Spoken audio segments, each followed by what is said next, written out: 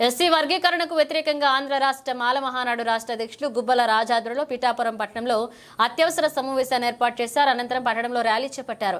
ఈ సందర్భంగా ఆయన మాట్లాడుతూ మాలల వ్యతిరేకి ముఖ్యమంత్రి చంద్రబాబు నాయుడుని కేంద్రంలో బీజేపీ ప్రభుత్వం మాలలకు ద్రోహం చేయాలనే ఆలోచనలో ఎస్సీ వర్గీకరణకు ప్రయత్నించారని తెలియజేశారు. వర్గీకరణ తీర్పు చేయలేదని సుప్రీంకోర్టు తీర్పు రాజ్యాంగానికి లోబడి ఉండాలన్నారు. పార్లమెంట్లో రాజ్యాంగానికి సవరించడానికి 100 మంది ఎస్సీ ఎంపీలు మద్దతు ఇవ్వాలని తెలిపారు. ఆర్టికల్ 341 ప్రకారం లేదు అని, ఆర్టికల్ 341 సవరించిన తర్వాతే సుప్రీంకోర్టుకు ఎస్సీ వర్గీకరణకు తీర్పు ఇవ్వడానికి అధికారం ఉంటుందని ఆయన పేర్కొన్నారు.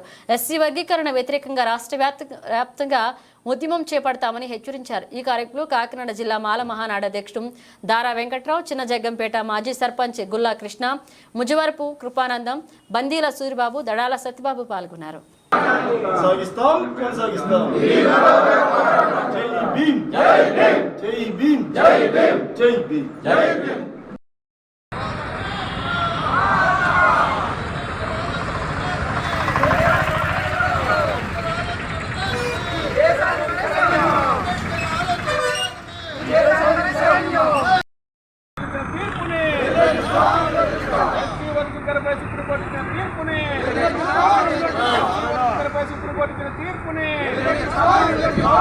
जोहार डॉक्टर बाबा साहब अम्बेडकर, जोहार जोहार डॉक्टर बाबा साहब अम्बेडकर, अंबेडकर आलोचन विधानमे, अंबेडकर आलोचन विधानमे, जय भीम, जय भीम।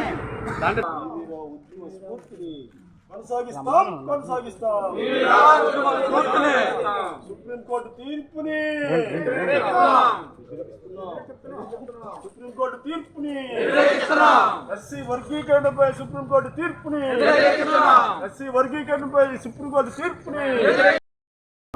కార్యకర్తలకు,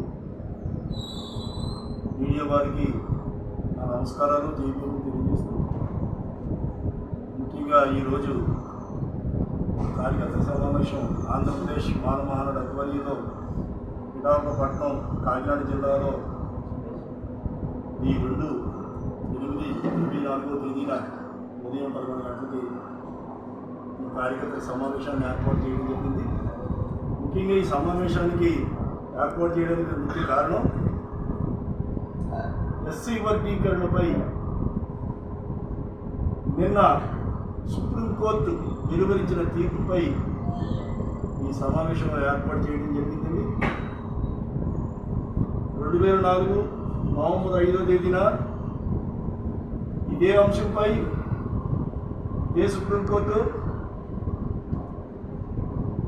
ఎస్సీలను వర్గీకరించడం సమగ్రతకు, సమానత్వానికి విఘాతం కలుగుతుంది, సామాజిక సమతుల్యం దెబ్బతింటుందని తీర్పునివ్వడం జరిగింది. మరి ఆ తీర్పుని కాదని ఈరోజు సుప్రీంకోర్టు తీర్పు ఎస్సీలను వర్గీకరించవచ్చు, ఈ అధికారాలను మేము రాష్ట్రాలకి ఇవ్వండి అని ఒక సిఫార్సు చేసింది సుప్రీంకోర్టు. ఈ తీర్పుని మేము తీవ్రంగా ఆంధ్రప్రదేశ్ మాల మహానాడు వ్యతిరేకిస్తున్నాం. అసలు రాష్ట్రాలకి ఈ అధికారాలు ఏ విధంగా చెప్తారు? రాజ్యాంగంలో ఎక్కడ రాసి ఉంది? ఏ ఆర్టికల్ చెప్తుంది? 341 ఉద్దేశం ఏంటి?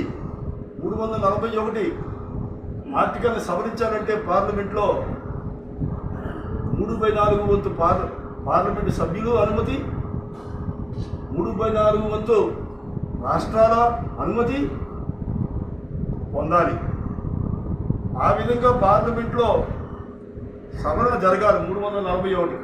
అలాగే సవరించుకుంటా ఈరోజు సుప్రీంకోర్టు ఏ విధంగా తీర్పిస్తుందండి?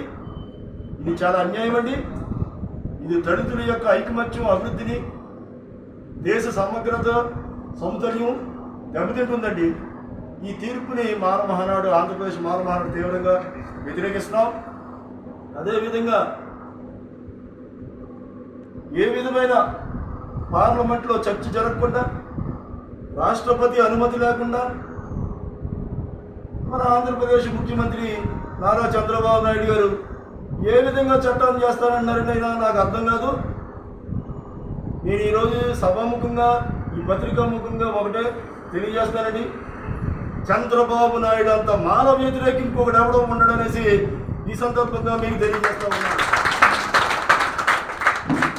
అసలు పార్లమెంట్లో చట్టం లేకుండా సుప్రీంకోర్టుకి ఈ చట్టం చేసే అధికారం వెలగించండి. ఆనాడు డాక్టర్ బాబాసాహెబ్ అంబేద్కర్ ఇలాంటి పరిస్థితులు వస్తాయనే అనేక మెడికోలతోటి ఈ చట్టాన్ని 341 ఆర్టికల్ని పొందుపరచడం జరిగింది. అది జరగాలంటే పార్లమెంట్లో ఎస్సీ ఎంపీలందరూ కూడా అంగీకరించారు. అక్కడ 120 మంది ఎంపీలు అంగీకరించారా? ఈ విషయం మీద మన రాష్ట్ర ప్రభుత్వం ఏ విధమైన నిర్ణయం తీసుకుంటుందో చూసి మానమహనుడు ఆంధ్రప్రదేశ్ మానమహనుడు తదుపరి కార్యాచరణని మేము నిర్ణయిస్తాం. ప్రస్తుతానికి ఈ సమావేశం తీర్మానం చేసిన ఈ అంశాన్ని ఈ పత్రికా సమావేశంగా ఈ మీడియా సమావేశంగా మీకు తెలియజేస్తా ఉన్నా. భారతదేశంలో ఈ అంటరాని కులాలకి వేల సంవత్సరాలు అంటరాని ధనంతో బాధపడిన జంతువు కంటే హీనంగా చూపబడిన ఈ జాతులకి బాబాసాహెబ్ అంబేద్కర్ రాజ్యాంగం రచించేటప్పుడు కొన్ని హక్కులు కల్పించడం ద్వారా సమాజంలో ఇతర వర్గాలతో సమాన స్థాయికి చేరుకుంటారని ఈ ఎస్సీ కులాలను 1262 కులాలని ఒక సమూహంగా చేసి దానికి ఎస్సీ అనే నామకరణ చేసి దానికి ఒక ఐకమత్యాన్ని తీసుకొచ్చి అది ఒక సమూహంగా తయారు చేసి ఆయన 341 ఆర్టికల్ ద్వారా మనకి ఈ కల్పిస్తే ఈరోజు ఉపకులాలుగా వర్గీకరించి సమానత్వాన్ని పాడు చేసే చర్యగా ఈ తీర్పు నేను భావిస్తూ ఉన్నాను. దీన్ని మేము రాబోయే రోజుల్లో ఎలా ఎదుర్కోవాలో మరి న్యాయస్థానం ద్వారా కానీ దీన్ని తుది ముట్టించే వరకు మేము పోరాటం కొనసాగిస్తామని ఈ సందర్భంగా తెలియజేస్తున్నాం. అందరికీ నా జైబీని తెలియజేస్తూ నా ప్రసంగం మానమహనుడు కార్యకర్తలకు మీడియా వారికి నా నమస్కారాలు జైబీని తెలియజేస్తూ ముఖ్యంగా ఈరోజు కార్యకర్తల సమావేశం ఆంధ్రప్రదేశ్ మానమహనుడు ఆధ్వర్యంలో పిఠాపురపట్నం కాకినాడ జిల్లాలో ఈ 2/8/24 తేదీన ఉదయం 11 గంటలకి ఈ కార్యకర్తల సమావేశాన్ని ఏర్పాటు చేయడం జరిగింది. ముఖ్యంగా ఈ సమావేశానికి ఏర్పాటు చేయడానికి ముఖ్య కారణం ఎస్సీ వర్గీకరణపై నిన్న సుప్రీంకోర్టు వెలువరించిన తీర్పుపై ఈ సమావేశంలో ఏర్పాటు చేయడం జరిగింది. 2004 నవంబర్ 5వ తేదీన ఇదే అంశంపై ఇదే సుప్రీంకోర్టు ఎస్సీలను వర్గీకరించడం సమగ్రతకు సమానత్వానికి విఘాతం కలుగుతుంది, సామాజిక సమతుల్యం దెబ్బతింటుందని తీర్పునివ్వడం జరిగింది. మరి ఆ తీర్పుని కాదని ఈరోజు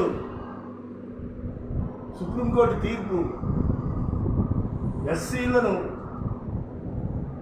వర్గీకరించవచ్చు, ఈ అధికారాలను మేము రాష్ట్రాలకి ఇవ్వండి అని ఒక సిఫార్సు చేసింది సుప్రీంకోర్టు. ఈ తీర్పుని మేము తీవ్రంగా ఆంధ్రప్రదేశ్ మానమహనుడు వ్యతిరేకిస్తున్నాం. అసలు రాష్ట్రాలకి ఈ అధికారాలు ఏ విధంగా చెప్తారు? రాజ్యాంగంలో ఎక్కడ రాసి ఉంది? ఏ ఆర్టికల్ చెప్తుంది? 341 ఉద్దేశం ఏంటి? 341 ఆర్టికల్ని సవరించాలంటే పార్లమెంట్లో 3/4 వంతు పార్లమెంటు సభ్యులు అనుమతి, 3/4 వంతు రాష్ట్రాల అనుమతి పొందాలి. ఆ విధంగా పార్లమెంట్లో సవరణ జరగాలి 341. అలాగే సవరించుకుంటా ఈరోజు సుప్రీంకోర్టు ఏ విధంగా తీర్పిస్తుందండి? ఇది చాలా అన్యాయం అండి. ఇది దళితుల యొక్క ఐకమత్యం, అభివృద్ధిని, దేశ సమగ్రత, సమతుల్యం దెబ్బతింటుందండి. ఈ తీర్పుని మానమహనుడు ఆంధ్రప్రదేశ్ మానమహనుడు తీవ్రంగా వ్యతిరేకిస్తున్నాం. అదేవిధంగా ఏ విధమైన పార్లమెంట్లో చర్చ జరగకుండా, రాష్ట్రపతి అనుమతి లేకుండా మన ఆంధ్రప్రదేశ్ ముఖ్యమంత్రి నారా చంద్రబాబు నాయుడు గారు ఏ విధంగా చట్టాన్ని చేస్తానన్నారని నాకు అర్థం కాదు. నేను ఈరోజు సభాముఖంగా ఈ పత్రికా ముఖంగా ఒకటే తెలియజేస్తానండి, చంద్రబాబు నాయుడు అంత మానవ వ్యతిరేకి ఇంకొకటి ఎవడో ఉండడు అనేసి ఈ సందర్భంగా మీకు తెలియజేస్తా ఉన్నాను. అసలు పార్లమెంట్లో చట్టం లేకుండా సుప్రీంకోర్టుకి ఈ చట్టం చేసే అధికారం వెలగించండి. ఆనాడు డాక్టర్ బాబాసాహెబ్ అంబేద్కర్ ఇలాంటి పరిస్థితులు వస్తాయనే అనేక మెళుకువలతోటి ఈ చట్టాన్ని 341 ఆర్టికల్ని పొందుపరచడం జరిగింది. అది జరగాలంటే పార్లమెంట్లో ఎస్సీ ఎంపీలు అందరూ కూడా అంగీకరించారు. అక్కడ 120 మంది ఎంపీలు అంగీకరించారా? ఈ విషయం మీద మన రాష్ట్ర ప్రభుత్వం ఏ విధమైన నిర్ణయం తీసుకుంటుందో చూసి మానమహనుడు ఆంధ్రప్రదేశ్ మానమహనుడు తుదిపరి కార్యాచరణని మేము నిర్ణయిస్తాం. ప్రస్తుతానికి ఈ సమావేశం తీర్మానం చేసిన ఈ అంశాన్ని ఈ పత్రికా సమావేశంగా ఈ మీడియా సమావేశంగా మీకు తెలియజేస్తా ఉన్నా. భారతదేశంలో ఈ అంటరాని కులాలకి వేల సంవత్సరాలు అంటరాని ధనంతో బాధపడిన జంతువు కంటే హీనంగా చూపబడిన ఈ జాతులకి బాబాసాహెబ్ అంబేద్కర్ రాజ్యాంగం రచించేటప్పుడు కొన్ని హక్కులు కల్పించడం ద్వారా సమాజంలో ఇతర వర్గాలతో సమాన స్థాయికి చేరుకుంటారని ఈ ఎస్సీ కులాలను 1262 కులాలని ఒక సమూహంగా చేసి దానికి ఎస్సీ అనే నామకరణ చేసి దానికి ఒక ఐకమత్యాన్ని తీసుకొచ్చి అది ఒక సమూహంగా తయారు చేసి ఆయన 341 ఆర్టికల్ ద్వారా మనకి ఈ కల్పిస్తే ఈరోజు ఉపకులాలుగా వర్గీకరించి సమానత్వాన్ని పాడు చేసే చర్యగా ఈ తీర్పు నేను భావిస్తూ ఉన్నాను. దీన్ని మేము రాబోయే రోజుల్లో ఎలా ఎదుర్కోవాలో మరి న్యాయస్థానం ద్వారా కానీ దీన్ని తుది ముట్టించే వరకు మేము పోరాటం కొనసాగిస్తామని ఈ సందర్భంగా తెలియజేస్తున్నాం. అందరికీ నా జైబీని తెలియజేస్తూ నా ప్రసంగం ముగిస్తున్నాను.